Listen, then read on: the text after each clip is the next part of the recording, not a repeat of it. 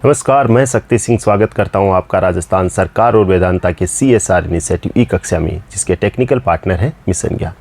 प्यारे बच्चों, हम पढ़ रहे थे क्लास 12 रसायन विज्ञान के अध्याय नंबर 16 त्रिविम रसायन के बारे में। और आज की क्लास में हम प्रकाशिक समवायता जो पढ़ रहे थे उसी के अंदर किरेल कार्बन या किरेलता के बारे में अध्ययन करेंगे। किरेलता क्या होती है, या किरेल अणु क्या होता है, या किरेल कार्बन क्या होता है, इस बारे में हम चर्चा करते हैं। ठीक, अब आप देखो, किरेल किरे शब्द से बना है जिसका अर्थ होता है हथेली। यदि मैं सिंपल भाषा में इसको समझाऊं तो जैसे मान लो एक कार्बन परमाणु है और इस कार्बन परमाणु से कोई 4 समूह जुड़े हुए, मतलब ये sp3 संकरित अवस्था में और इसकी चारों संयोजकताएं हैं, उनसे कोई 4 अलग अलग समूह जुड़े हुए।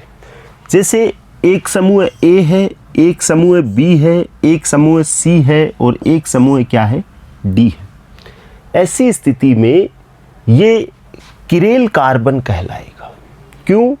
क्योंकि अगर चारों समूह भिन्न भिन्न है तो इसमें 2 चीज़ें होगी। एक तो इसमें कोई भी जो सममिति तत्व है वो नहीं पाया जा सकता, मतलब ना तो इसमें सममिति तल होगा, ना इसमें सममिति अक्ष होगी और ना इसमें सममिति केंद्र होगा। ठीक है, इससे क्या होगा? इससे ये होगा, अगर किसी यौगिक या अणु में सममिति केंद्र या सममिति तत्व नहीं होते तो क्या है, तो वो प्रकाशिक समवायता प्रदर्शित करता है। अब मैं स्पष्ट रूप से ये कह सकता हूँ कि अगर किसी भी यौगिक में कोई एक किरेल कार्बन है, यहाँ ये कार्बन है और इसको मैं किरेल कार्बन कह रहा हूँ। किरेल कार्बन उनको कहते हैं जिनमें जुड़े हुए चारों समूह क्या हो, अलग अलग हो। ठीक है, तो इसमें यदि कोई एक किरेल कार्बन है, यहाँ मैं 2 किरेल कार्बन की बात नहीं कर रहा हूँ, केवल एक किरेल कार्बन की बात कर रहा हूँ।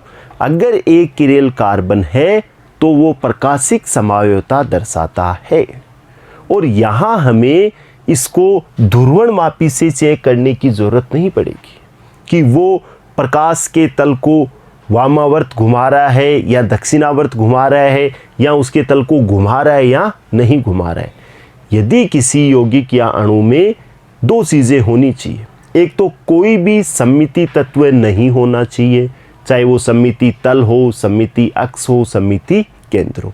दूसरी, वो यदि किरेल है, मतलब उस कार्बन से जुड़े चारों समूह भिन्न भिन्न है, तो वो प्रकाशिक समवायता दर्शाता है। अब आप जैसे अपनी इस हथेली को देखिए, ये किरेल शब्द किरे हथेली से बना है।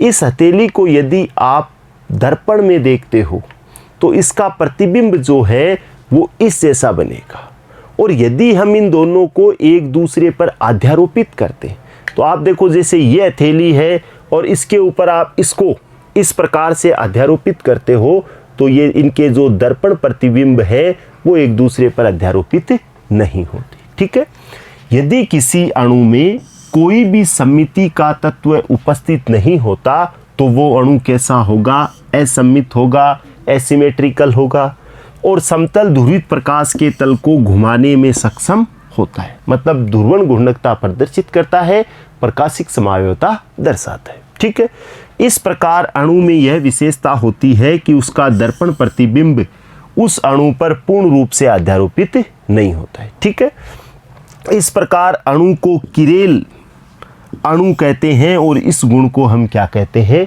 किरेलता कहते हैं। तो किरेल अणु ऐसा अणु होगा जिसमें कोई भी सममिति तत्व ना हो और उसका दर्पण प्रतिबिंब जो है वो उस पर अध्यारोपित ना हो, और ये संभव कब होगा, जब उस कार्बन से जुड़े चारों समूह क्या हो, अलग अलग हो। इसके बाद में देखो, एक दर्पण प्रतिबिंब समतल ध्रुवित प्रकाश के तल को दाईं ओर घूर्णित कर देता है, जिसे दक्षिण ध्रुवण घूर्णक कहते हैं, और दूसरा उस प्रतिबिंब रूप है वो बाईं ओर घूर्णित कर देता है, जिसे हम वाम ध्रुवण घूर्णक या एल रूप से प्रदर्शित करते हैं। ठीक है, यदि किसी कार्बन की चारों संयोजकताएं भिन्न भिन्न प्रतिस्थापियों से प्रतिस्थापित कर दी जाए तो वह असममित हो जाएगा, यानी वो क्या हो जाएगा, किरेल हो जाएगा।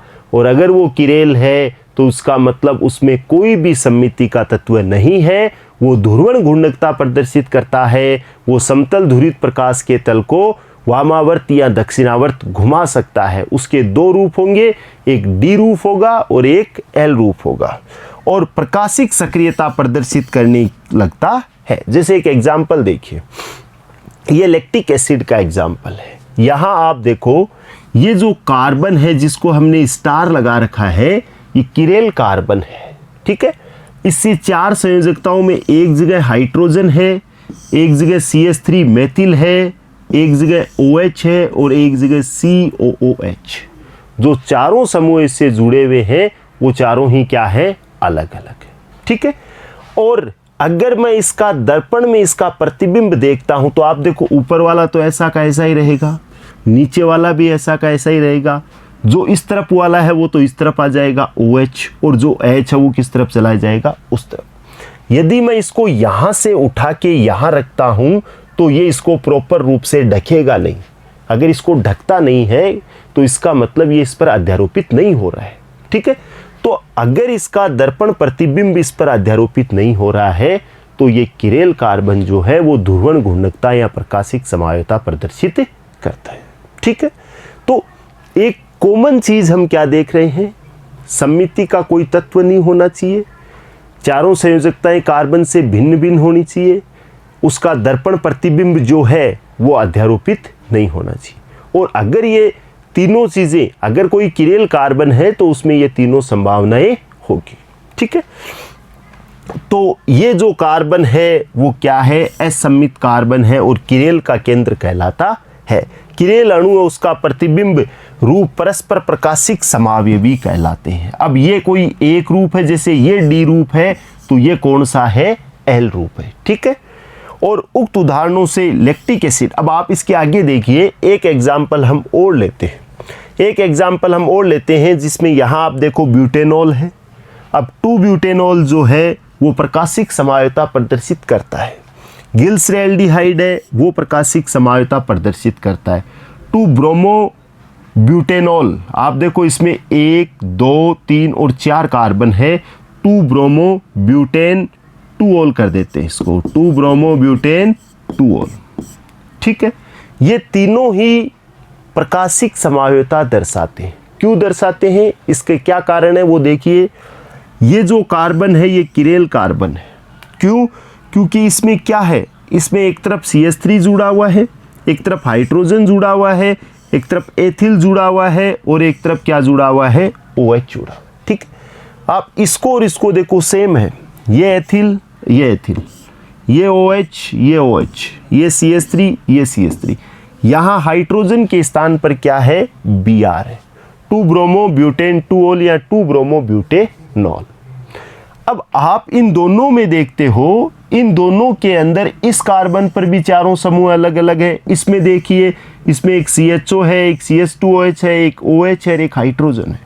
तो यदि आपके कभी एग्जाम में ऐसा प्रश्न आता है कि कौन प्रकाशिक सक्रिय है, तो आपको क्या करना है, सबसे पहले ये देखना है कि कार्बन से जुड़े चारों समूह अलग है या नहीं। अगर वो अलग है तो वो कार्बन किरेल कार्बन है, वो असम्मित है, उसमें सम्मिति का कोई भी तत्व नहीं पाया जाता। वो ध्रुवण घूर्णकता प्रदर्शित करता है और उसके साथ साथ उसके जो प्रतिबिंब है, दर्पण प्रतिबिंब है, वो उस पर अध्यारोपित भी नहीं किया जाता। अगर मैं इसका दर्पण प्रतिबिंब बनाता हूं तो आप देखो किस प्रकार से बनेगा। ये तो C, जो OH उस तरफ है वो तो आ जाएगा इस तरफ, यहाँ आ जाएगा H, ऊपर CH3 है और नीचे है C2H5, ओके। अब आप इसको इसके ऊपर अध्यारोपित करवाते हो तो यहाँ जो OH है वो उस तरफ चला गया, तो यहाँ ये H आ जाएगा इसके ऊपर, और H इस OH को कंप्लीटली ढकता नहीं है। तो ऐसी स्थिति में हम कह सकते हैं कि इसका जो दर्पण प्रतिबिंब है इधर वाला, ये इस पर अध्यारोपित नहीं होता, ठीक है। नेक्स्ट देखो, प्रतिबिंब समावयवों के भौतिक और रासायनिक गुणधर्म पूर्णतः समान होते हैं, केवल प्रकाशिक गुणधर्म ही भिन्न भिन्न होते हैं। तो इनकी फिजिकल और केमिकल प्रॉपर्टी सब कुछ सेम होता है, केवल इनके जो ऑप्टिकल प्रॉपर्टीज होती है, मतलब जो प्रकाशिक गुणधर्म है, वही क्या होते हैं, भिन्न भिन्न होते हैं। ठीक है, अब हम इसके बाद में देखते हैं ऐसे यौगिक जिनमें 2 किरेल कार्बन हो या 2 किरेल केंद्र हो। अभी हमने जो यौगिक देखे उनमें केवल 1 किरेल केंद्र था, और अब हम ऐसे यौगिकों की बात करेंगे जिनमें कितने किरेल केंद्र है, 2 किरेल केंद्र। अब कैसे कैसे हो सकते हैं, वो भी 2 प्रकार के। किसी एक ही अणु में 2 किरेल केंद्र उपस्थित हो तो इनमें 2 स्थितियां हो सकती हैं। एक तो ऐसी स्थिति हो दोनों किरेल केंद्रों पर असमान समूह या परमाणु उपस्थित हो, और एक ऐसी स्थिति हो दोनों किरेल केंद्रों पर समान समूह या परमाणु उपस्थित हो।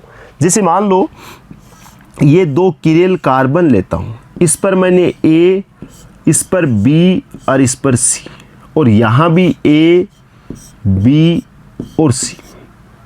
ठीक, तो अगर मैं इसको देखूं, इस पर मैं स्टार लगा देता हूं, अगर मैं इसको देखता हूं तो इससे एक तो A जुड़ा हुआ है, एक इससे B जुड़ा हुआ है, एक इससे C जुड़ा हुआ है, और एक इससे ये संरचना जुड़ी हुई है। ठीक, और अगर मैं इसको देखूं तो इस पर भी A जुड़ा हुआ है, B जुड़ा हुआ है, C जुड़ा हुआ है, और एक ऐसी संरचना जुड़ी है। मतलब ये दोनों किस प्रकार के केंद्र हैं, दोनों किरेल केंद्रों पर समान समूह या परमाणु होते हैं, तो उनको हम क्या कहते हैं, उनको हम ऐसे किरेल केंद्र वाले यौगिक कहेंगे जिनमें समान समूह उपस्थित हो। ठीक है, तो एक स्थिति तो ये बन सकती है, और एक स्थिति ऐसी बन जाए जिनमें दोनों समूह समान ना हो। सबसे पहले हम ऐसे समूह की या ऐसे केंद्रों की बात करते हैं जिनमें कैसे समूह लगे हुए हो, असमान समूह। ठीक है, दोनों किरेल केंद्रों पर असमान समूह या परमाणु हो। आप इसको एक एग्जाम्पल से समझिए, जैसे इसको देखिए। अब यदि मैं देखूं तो इस कार्बन से 4 समूह अलग अलग हैं, एक Cl है, एक H है, एक COOH है, और एक ये कंप्लीट ये समूह। ठीक, अब यदि मैं इस कार्बन को देखता हूं तो इस कार्बन से इसमें H था, इसमें भी H है, इसमें Cl था, इसमें भी Cl है, और इसमें जो ये पूरा समूह है CCl HCH3 था, ये चेंज है, देखो आप CHCl, और यहाँ COOH है, यहाँ क्या है CH3। हालांकि ये दोनों है किरेल, क्योंकि इससे भी जुड़े हुए चारों समूह अलग अलग है, इससे भी जुड़े हुए चारों समूह अलग अलग है। तो फर्स्ट ऑफ ऑल तो ये है कि ये 2 किरेल केंद्र वाला है। दूसरी बात, दोनों जो किरेल केंद्र या जो दोनों कार्बन है, जैसे मैं इसको C1 नाम दूं, इसको C2 दूं, तो इससे भी अलग अलग समूह जुड़े हुए हैं, और इससे भी क्या है, अलग अलग समूह जुड़े। ठीक, अब यदि हम इनके रूपों की बात करते हैं तो आप देखो इसमें 4 स्थितियां बन सकती है। कभी भी हमें यह पूछा जाए कि कितने प्रकाशिक समावयवी बनते हैं, तो प्रकाशिक समावयवी ज्ञात करने का सूत्र होता है 2 की पावर n। n यहाँ किरेल केंद्र है, यदि एक किरेल केंद्र है तो 2 की पावर 1 यानी 2, 2 किरेल केंद्र है तो 2 की पावर 2 यानी कितना हो गया, 4। तो ये 2 किरेल केंद्र वाले हैं। यहाँ कितने प्रकाशिक समावयवी बनेंगे, 4 बनेंगे। अब इन चारों को हम देखते हैं, ये किसका है। यहाँ से यदि हम इसको देखते हैं तो इसमें COH CCCH3, एक स्थिति ऐसी है जिसमें ये दोनों Cl एक तरफ है और दोनों हाइड्रोजन क्या है, इस तरफ है। ठीक है, बाकी ऊपर COH है, नीचे CH3 है। यहाँ देखो ऊपर COH है, नीचे CH3 है, केवल ये हाइड्रोजन इस तरफ आ गए और ये Cl इस तरफ आ गए, तो एक दूसरी स्थिति ऐसी बन गई। अगर आप इसको दर्पण में देखते हो तो ये इस जैसा दिखाई देगा, इसलिए इन दोनों को हम प्रतिबिंब समावयवी या प्रतिबिंब रूप कहते हैं। ये इसका दर्पण प्रतिबिंब रूप है। अब तीसरी स्थिति क्या हो सकती है, एक तरफ तो इधर Cl हो और एक तरफ H हो, और इधर H हो और इधर क्या हो, Cl हो, मतलब दोनों सेम सेम नहीं है। एक तरफ H रखा है तो एक तरफ उसके साथ में Cl रखा है। अगर आप इसको दर्पण में देखते हो तो आप देखो ये Cl तो इधर आ जाएगा, ये आ गया, और ये H इधर आ जाएगा, ये आ गया, ये Cl उस तरफ चला जाएगा और ये Cl उस तरफ चला जाएगा। तो 4 स्थितियां हमें प्राप्त हुई है। इस बात को बहुत ही ध्यान से समझना। हम 2 किरेल केंद्रों की बात कर रहे थे, और उन दोनों किरेल केंद्रों में भी ऐसे केंद्र थे जिनसे जो भिन्न भिन्न समूह जुड़े हुए हैं वो भी असमान थे। ठीक है, तो हम ये कह सकते हैं कि हम दो किरेल केंद्रों पर असमान समूह जुड़े हुए थे ऐसे यौगिकों की चर्चा कर रहे हैं। इनके कितने प्रकाशिक समावयवी बनेंगे, तो प्रकाशिक समावयवी ज्ञात करने का सूत्र होता है 2 की पावर n। n यहाँ कितने किरेल केंद्र हैं, तो 2 थे, तो 2 की पावर 2 कितने समावयवी बनेंगे, 4। ये 4 आपके सामने दिखाई दे रहे हैं। अगर आप इसको दर्पण में देखोगे तो ऐसा दिखाई देगा और इसको दर्पण में देखोगे तो ऐसा दिखाई। तो ये जो नंबर 1 और नंबर 2, ठीक है, और अलग से नंबर 3 और नंबर 4, ये जो दोनों है ये दोनों हैं, ये एक दूसरे के प्रतिबिंब रूप कहलाते हैं। कौन से रूप कहलाते हैं, प्रतिबिंब रूप, क्योंकि ये एक दूसरे के प्रतिबिंब ही होते हैं। दूसरी बात देखो, इन्हें एरिथ्रो रूप कहते हैं। एरिथ्रो का मतलब है समान समूह एक तरफ हो। जैसे यहाँ दोनों Cl एक तरफ है, दोनों H एक तरफ है, इसमें भी दोनों H एक तरफ है, दोनों Cl एक तरफ है, समान समूह एक तरफ होते हैं, तो उस रूप को हम एरिथ्रो रूप कहते हैं। और यदि ये समूह अलग अलग हो, जैसे इधर H इधर Cl, इधर H इधर Cl, तब इसे हम क्या कहते हैं, थ्रियो रूप कहते हैं। ठीक है, अब आप यहाँ से ये एक चीज़ और देखना कि ये जो नंबर 1 है वो 2 का तो दर्पण प्रतिबिंब है, लेकिन नंबर 1 जो है वो 3 नंबर और 4 नंबर इन दोनों का प्रतिबिंब रूप नहीं है। ऐसे ही जो 2 नंबर है वो भी 3 नंबर और 4 नंबर इन दोनों का प्रतिबिंब रूप नहीं है। तो फिर ये प्रतिबिंब रूप नहीं है तो क्या कहलाते हैं, ये नंबर 1, 2 और 3 का विवरिम रूप है, या इसे हम विवरिम समावयवी भी कहते हैं। ठीक है, अब हम इसके बारे में देखते हैं। यदि किसी प्रकाशिक समावयवी में n किरेल केंद्र उपस्थित हो, प्रकाशिक समावयवी की संख्या 2 की पावर n होती है, इसकी हमने चर्चा कर ली है। 2,3-डाइक्लोरोब्यूटेनोइक अम्ल में 2 किरेल केंद्र है जिन पर असमान उपस्थित है, समूह उपस्थित है, तो इसके जो प्रकाशिक समावयवी है वो 2 की पावर 2 बराबर 4 होंगे। ठीक है, ये एग्जाम्पल हमने देखा। अब देखो इसके बारे में थोड़ा सा पढ़ते। तो आप देखिए, संरचना 1 व 2 परस्पर और 3 और 4 परस्पर दर्पण प्रतिबिंब है। ठीक है, तो ये आपने अभी देखा कि 1 और 2 दर्पण प्रतिबिंब है और 3 और 4 क्या है, दर्पण प्रतिबिंब है। तो ये तो प्रतिबिंब समावयवी या प्रतिबिंब रूप कहलाते हैं। ठीक है, और यदि हम संरचना 1 की तुलना 3 और 4 से करें, तो संरचना 1 जो है वो 3 व 4 में से किसी की भी प्रतिबिंब रूप नहीं है। ऐसे ही जो 2 नंबर वाली संरचना है वो 3 और 4 में से किसी का भी दर्पण प्रतिबिंब रूप नहीं है। अतः किसी यौगिक में वे प्रकाशिक समावयवी जो परस्पर प्रतिबिंब रूप नहीं होते विवरिम समावयवी कहलाते हैं। ये बात ध्यान रखना, क्या कहलाते हैं, विवरिम समावयवी। तो जो पहली संरचना है वो तीसरी और चौथी का विवरिम समावयवी है, और जो दूसरी संरचना है वो भी तीसरी और चौथी का क्या है, विवरिम समावयवी। तो ये बात अच्छे से आपको समझ में आ गई कि अगर ये दोनों प्रतिबिंब रूप है, ये दोनों प्रतिबिंब रूप है, लेकिन जो 1 नंबर है वो ना तो 3 नंबर का प्रतिबिंब रूप है ना 4 नंबर का प्रतिबिंब रूप है, तो ये इसके विवरिम समावयवी है। ऐसे ही जो 2 नंबर वाला है वो 3 और 4 का क्या है, विवरिम समावयवी। इसके बाद में देखो, जब दोनों किरेल कार्बन पर समान समूह एक ही ओर उपस्थित होते हैं तो ऐसे एरिथ्रो रूप कहलाते हैं। ये बात भी हमने इस पे भी चर्चा की है। यहाँ आप देखो, ये दोनों Cl इस तरफ थे, इसे एरिथ्रो रूप कहते हैं, और एक Cl एक H यानी समान समूह नहीं तो थे, इसे हम थ्रियो रूप कहते हैं। ठीक है, और थ्रियो रूप कहलाते। एरिथ्रो और थ्रियो क्रमशः एरिथ्रोज और थ्रियोज जो शुगर होती है, जो कार्बोहाइड्रेट शर्कराएं हैं, उनके आधार पे इनके नाम दिए गए। कोई दिक्कत नहीं है, आप एक बार इसको भी देख लीजिए। इसमें इस कार्बन पर जो 4 समूह है, 1, 2, 3 और ये 4 अलग अलग हैं। इस पर भी 4 अलग अलग हैं। एक तरफ इसके ऊपर ये समूह है, दूसरी तरफ OH, तीसरी तरफ H और चौथी तरफ CH2OH। दूसरी बात, इसमें 2 किरेल केंद्र हैं और उन किरेल केंद्रों पर जुड़े हुए परमाणु भी कैसे हैं, समूह भी कैसे हैं, असमान है। ठीक है, इसमें दोनों OH इस तरफ है तो ये इसका एरिथ्रो रूप हो गया, और इसमें क्या है, एक OH है और एक H है, मतलब समान समूह एक तरफ नहीं है, तो इसका कौन सा रूप हो गया, थ्रियोज रूप हो गया।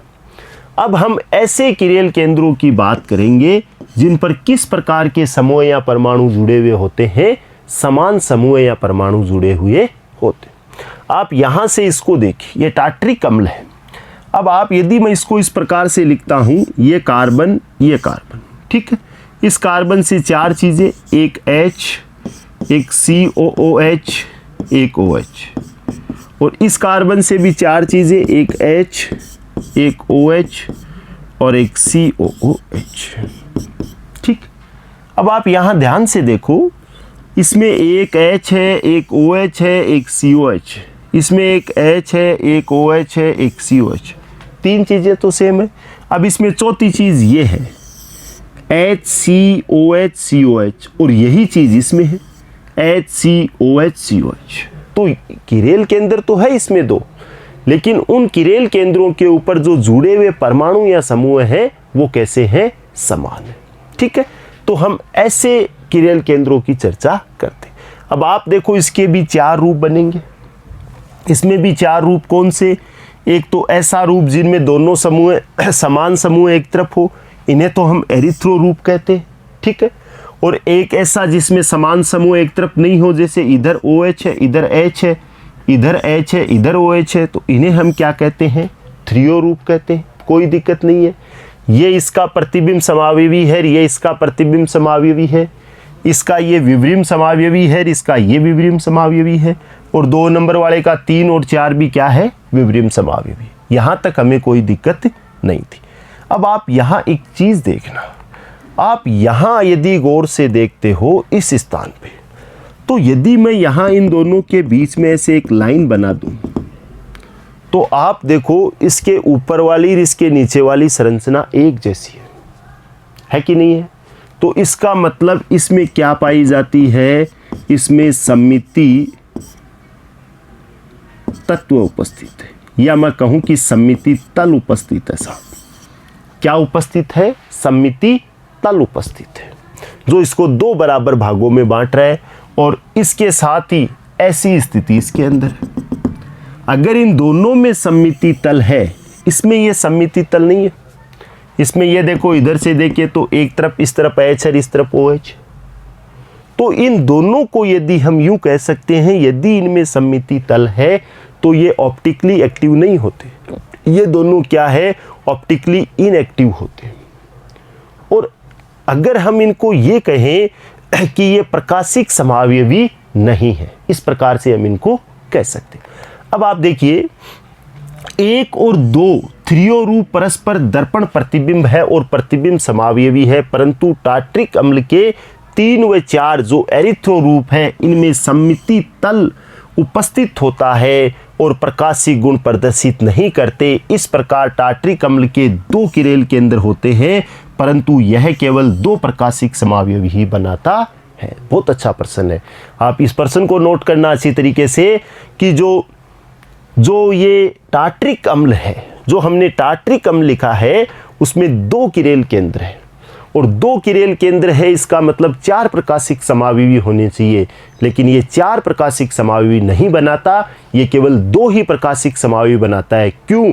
क्योंकि इसमें जो इसके एरिथ्रो रूप है, इनमें क्या होता है, इन एरिथ्रो रूपों में जो समान समूह है वो एक तरफ है, और इनके अंदर सममिति तल पाया जाता है। सममिति तल पाए जाने के कारण ये प्रकाशिक सक्रियक नहीं होते, ये प्रकाशिक समावयवी नहीं बनाते, ठीक है। और आप देखना, इस 3 और 4 को मीजोटार्ट्रिक अम्ल भी कहते हैं, इसे मीजो रूप कहा जाता है। यानी ऐसे 2 किरेल केंद्र वाले यौगिक जिनमें सममिति तल पाया जाता है, उन्हें हम मीजोटार्ट्रिक अम्ल कहते हैं, ठीक है। इसका आधा भाग तो वाम ध्रुवण गुणनक होता है। अगर हम ऊपर वाले की बात करें, अब किरेल केंद्र है तो ऊपर वाला तो हम यूँ समझ सकते हैं कि वो तो घड़ी की दिशा में घुमा रहा है, एक भाग जो है वो घड़ी के विपरीत दिशा में घुमा रहा है, मतलब ये एक दूसरे के जो प्रकाशिक समावयता के गुण है उसको नष्ट कर देते हैं। शेष आधा भाग दक्षिण ध्रुवण घूर्णक होता है, जिससे समतल ध्रुवित प्रकाश के तल में परिणामी विस्थापन शून्य हो जाता है। इसका डी भाग प्रकाश तल को जितना दाईं ओर घुमाता है, जो एल भाग है वो पुनः उतना ही बाईं ओर घुमा देता है। फलस्वरूप प्रकाश का तल अपरिवर्तित हो जाता है और इस प्रकार का समायोजन आंतरिक प्रतिकार कहलाता है। क्या कहलाता है? आंतरिक प्रतिकार। यानी एक यौगिक ने अपने अंदर ही आधा तल इधर घुमाया और आधा तल इधर घुमाया और दोनों ने एक दूसरे के गुणों को क्या कर दिया, यानी जो तल था उसको बराबर करके उसमें जो तल में विस्थापन है वो क्या हो गया, शून्य हो गया। तो आंतरिक प्रतिकार किसे कहते हैं? मेसोटार्ट्रिक अम्ल किसे कहते हैं? या टार्ट्रिक अम्ल के ऐसे कौन से रूप हैं जो प्रकाशिक समावेता नहीं दर्शाते, आप उनको बनाइए। इस प्रकार से अपनी बोर्ड एग्जाम में एक बहुत अच्छा प्रश्न यहाँ से आ सकता है। ठीक है, तो इसको आप विशेष रूप से ध्यान से पढ़ना। इसके बाद में आप देखो कुछ अणु ऐसे भी होते हैं जिनमें किरेल केंद्र नहीं होता, फिर भी वो प्रकाशिक समावेता प्रदर्शित करते, जैसे बाइफेनिल है। तो कई अपवाद स्वरूप ऐसे भी अणु होते हैं जिनमें किरेल केंद्र नहीं होता लेकिन वो प्रकाशिक समावेता प्रदर्शित करते हैं। क्यों करते हैं? क्योंकि इस प्रकार के यौगिकों में सममिति का कोई भी तत्व उपस्थित नहीं होता जिससे अणु के दर्पण प्रतिबिंब परस्पर अध्यारोपित नहीं करते। तो इस प्रकार के यौगिक भी जो है वो प्रकाशिक समावेता प्रदर्शित करते। ठीक है, इसके बाद में देखो फिशर प्रक्षेपण सूत्र।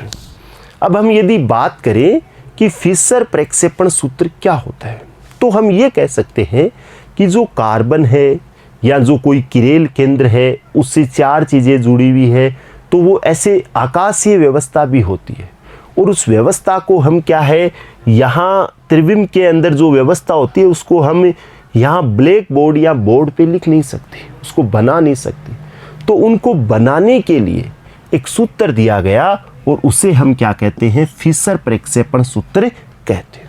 ठीक है, ये क्या होता है, अगर हमें किसी भी जो प्रकाशिक समावयवी यौगिक है उसका फिशर प्रक्षेपण सूत्र लिखना है तो सबसे पहले कागज के तल पर परस्पर काटती हुई दो लंबवत रेखाएं खींचनी। इस प्रकार से एक रेखा इस प्रकार से एक, यानी एक ऊर्ध्वाधर हो और एक ऐसी हो क्षैतिज हो, जिनमें से एक रेखा ऊर्ध्वाधर हो और दूसरी कैसी हो, क्षैतिज हो। ठीक है, वह जिस बिंदु पर ये रेखाएं परस्पर काटती है उसे हम क्या कहते हैं, किरेल केंद्र। तो ये यहाँ काट रही है, यानी ये इस स्थान पे काट रही है, तो ये इसका कौन सा केंद्र हो गया, किरेल केंद्र। ठीक है, दो रेखाएं आपने खींच ली। अब हमें क्या करना है मुख्य कार्बनिक श्रृंखला को ऊर्ध्वाधर रेखा पर इस प्रकार लिखते हैं कि जो C1 कार्बन है वो ऊपर की ओर रहता है और शेष श्रृंखला क्या है, नीचे की ओर रहती है। जैसे मान लो अभी हम एक एग्जाम्पल की बात करते हैं, जैसे C है, इस तरफ COOH है और इस तरफ मान लीजिए यहाँ OH है और ये H है और ये CH3। अगर मैं इसको इस प्रकार से लिख सकता हूँ, ये क्या है, ये है CH3 CHCOOH और ये OH। यदि इसका नाम लिखूं तो इसमें 3 कार्बन की श्रृंखला बन रही, 2 नंबर पे OH है तो 2 हाइड्रोक्सी और ये 3 कार्बन का है प्रोपेनोइक अम्ल है, तो ये क्या हो गया, 2 हाइड्रोक्सी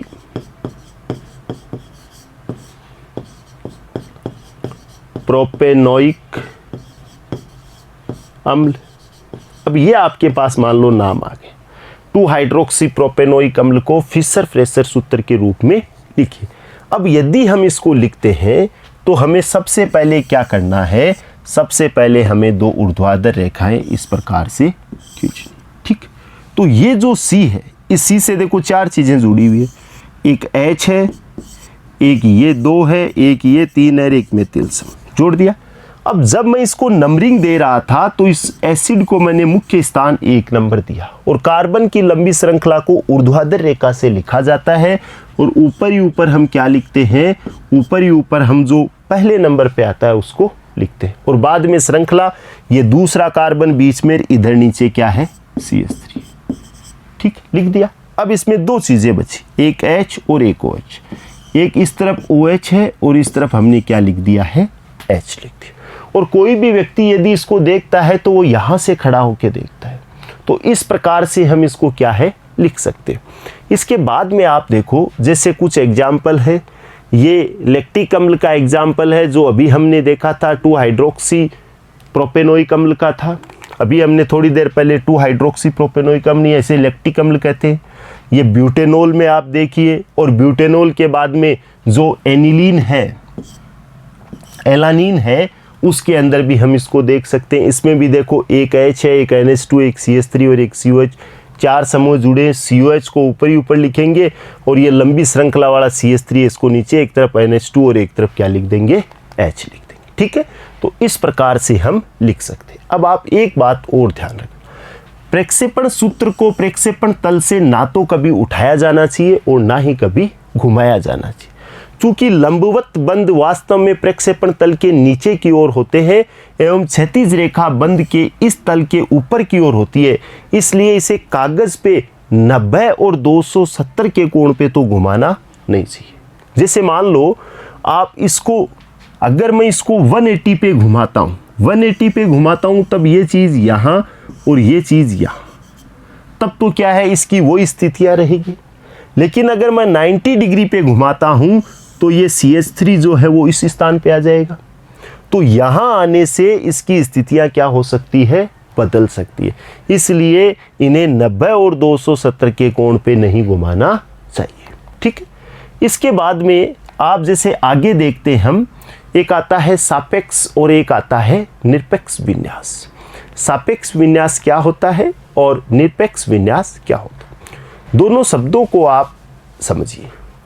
सापेक्ष का मतलब है ऐसा विन्यास जो किसी से तुलना करके ना लिखा गया हो, यानी जिसे डायरेक्ट हमने देखा और उसे लिखा, ऐसे विन्यास को तो हम कहते हैं सापेक्ष विन्यास। और निरपेक्ष विन्यास क्या होता है, जिसको किसी यौगिक की तुलना करके लिखा जाता है।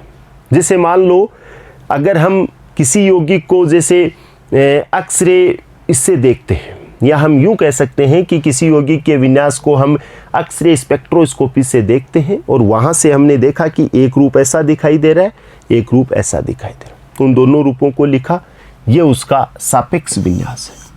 और हमने एक ऐसा देखा कि ये यौगिक का कोई डी रूप है और इसमें ये समूह इस तरफ है, इसका मतलब अगर दूसरे यौगिक में भी ये समूह इस तरफ हो तो वो डी रूप होगा। तो किसी दूसरे यौगिक से तुलना करके जब हम लिखते हैं तो ऐसे विन्यास को हम क्या कहते हैं, निरपेक्ष विन्यास कहते हैं। इसके बारे में क्या है, कई वैज्ञानिकों ने बताया। देखो, एक असममित कार्बन युक्त यौगिक के 2 विन्यास संभव, ठीक है भाई, 2 रूप होंगे जो भिन्न भिन्न प्रकाशिक समावयवों को प्रदर्शित करते हैं। उनमें से एक रूप तो ऐसा होगा जो डी रूप होगा, यानी दक्षिण ध्रुवण घूर्णक होगा, और एक रूप ऐसा होगा जो एल रूप होगा, यानी वाम ध्रुवण घूर्णक होगा।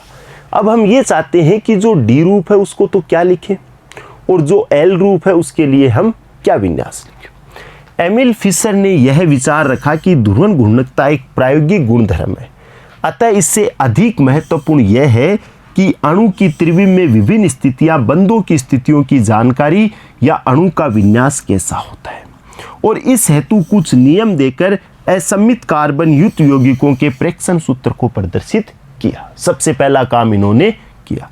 अब इन्होंने क्या किया, जैसे गिल्सरैल्डिहाइड में एक विन्यास को डी विन्यास लिया और दूसरे विन्यास को स्वेच्छा से क्या है, एल विन्यास लिया। जैसे यदि हम गिल्सरैल्डिहाइड की बात करें तो ये गिल्सरैल्डिहाइड है, इसमें 4 इस कार्बन से जो 4 समूह है, एक OH है, एक H है, एक CHO और एक CH2OH। अब जो इन्होंने अपनी स्व इच्छा से, इनको वैसे कोई इन्होंने एक्सरे जो स्पेक्ट्रोस्कोपी है उससे नहीं देखा, अपनी ही इच्छा से ये जो बड़े वाला समूह है OH है, ये यदि इस तरफ है तो इन्होंने इसको D नाम दिया। देखो, इस D में इस D में फर्क है और इस L में इस L में फर्क है। ये D का मतलब है कि वो दक्षिण ध्रुवण घूर्णक है, वो समतल ध्रुवित प्रकाश के तल को दक्षिण में घुमा रहा है, और इसका L का मतलब है कि ये समतल ध्रुवित प्रकाश के तल को वामावर्त घुमा रहे हैं। और इस D का मतलब क्या दिया, इस D का मतलब दिया कि जो ये बड़ा OH समूह है वो इस ओर लगा हुआ है, ठीक है, और यदि ये OH समूह इस ओर है तो ये L रूप है। और बाद में क्या है, जब एक्सरे स्पेक्ट्रोस्कोपी से ये देखा गया तो ये पता चला कि जो इसका D रूप था वो स्मॉल d था। लेकिन ये जरूरी नहीं है, ये ठीक है, ये हो गया, इन्होंने इसको D कहा, ये स्मॉल d हो गया, मतलब ये डी रूप ही दक्षिण ध्रुवन घूर्णक निकला और ये जो एल रूप है वो वाम ध्रुवन घूर्णक निकला, लेकिन ये बाद में पता चला। ठीक है, तो अब यदि मैं इस गिल्सरेल्डिहाइड से किसी अन्य की तुलना करके इनके नाम दूं तो ये निरपेक्ष विन्यास होता है। जैसे आप देखो, मैंने यहाँ कुछ एग्जाम्पल लिखे। अब इसमें ये OH समूह इस ओर है, ये गिल्सरेल्डिहाइड है और ये इसका कौन सा रूप है, डी रूप है। यदि मैं इस गिल्सरेल्डिहाइड से गिल्सरिक एसिड बनाता हूँ तो मैंने कहा जी इसमें भी OH इस ओर है, तो ये इसका डी गिल्सरिक एसिड हो गया। तो इससे इसकी तुलना की, फिर मैंने इसके बाद में आप देखो ये बनाया, इसके अंदर क्या है, ये जो CH2OH है इसमें इसका प्रतिस्थापन Br से करवाया, यहाँ भी OH है तो ये भी इसका डी रूप हो गया। फिर इसके बाद में आप लैक्टिक एसिड में देखो ये OH इधर है, ये भी इसका क्या हो गया, डी रूप हो गया। यदि हम इसको देखते हैं डी आइसोसोसिन को, तो इसके अंदर भी ये OH इस तरफ है, ये भी इसका डी रूप हो गया। और यहाँ भी देखिए गिल्सरेल्डिहाइड, इन सब के अंदर क्या है, हम ये देखते हैं कि जो OH है वो इस तरफ है, इसलिए इसके कौन से रूप है, ये इसके डी रूप है। तो इस प्रकार से क्या है, विन्यास के बारे में, जो इनका निरपेक्ष विन्यास होता है उसके बारे में हमने पता किया। ठीक है, तो यहाँ आज हमने क्या पढ़ा, किरेलता क्या होती है, किरेल अणु किस प्रकार से प्रकाशिक समावयवी होते हैं, और उसके बाद में दो किरेल अणु वाले यौगिक और दो किरेल अणु वाले यौगिकों में भी ऐसे जिनके अंदर एक तो समान समूह जुड़े हुए हो और एक असमान समूह जुड़े हुए हो, और इनका विन्यास किस प्रकार से लिखा जाता है। इसके बाद में हम रेसिमिक मिश्रण के बारे में चर्चा करेंगे। इसकी चर्चा हम अपनी अगली क्लास में करेंगे। तब तक आप इन पर अभ्यास कीजिए। ठीक है, थैंक यू।